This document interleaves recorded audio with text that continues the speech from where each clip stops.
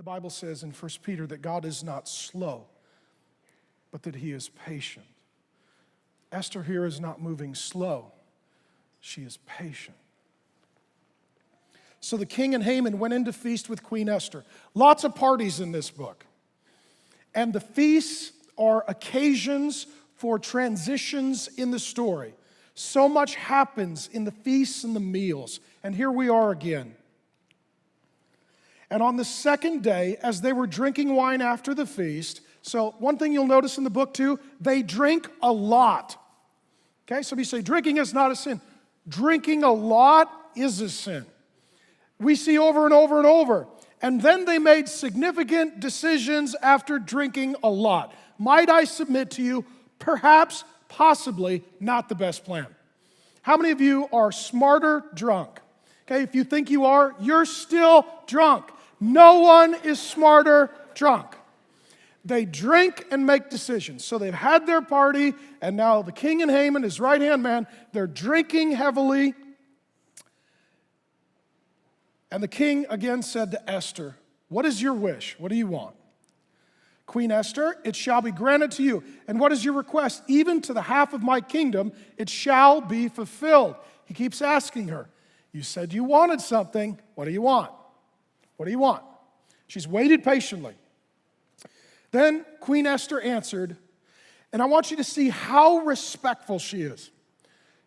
Yes or no, her husband is respectable? No.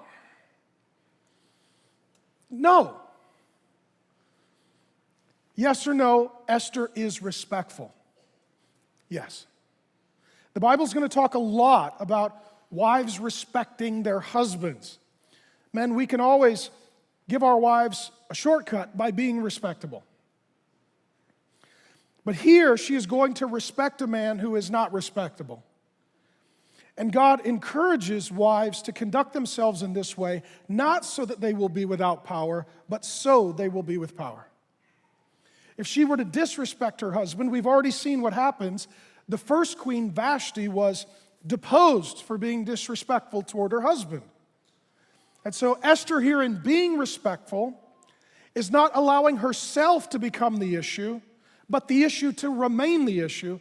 And she is limiting the ability of the king to be offended by her, and she's encouraging him to do the right thing by herself setting a godly example of being respectful. What's true of wives in particular is true for everyone in general.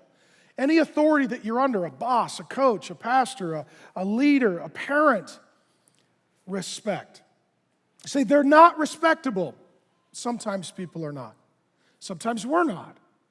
But being respectful allows your voice to be heard in a way that is hopeful for the kind of change you're seeking to effect.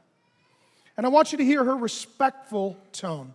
Then Queen Esther answered, "If I have found favor in your sight, O king, and if it pleases the king, let my life be granted me for my wish and my people for my request." What she says is, here's what I want. I want to not be murdered. Do you think he didn't see this coming? How many of you think that he was anticipating she wants some sort of lavish gift, nice holiday? What do you want? I don't want to be murdered. She's very bold, right? Up until this point, she's been timid. Now she's bold. She's been silent. Now she's speaking. She's been passive. Now she's active. This is a woman growing in faith.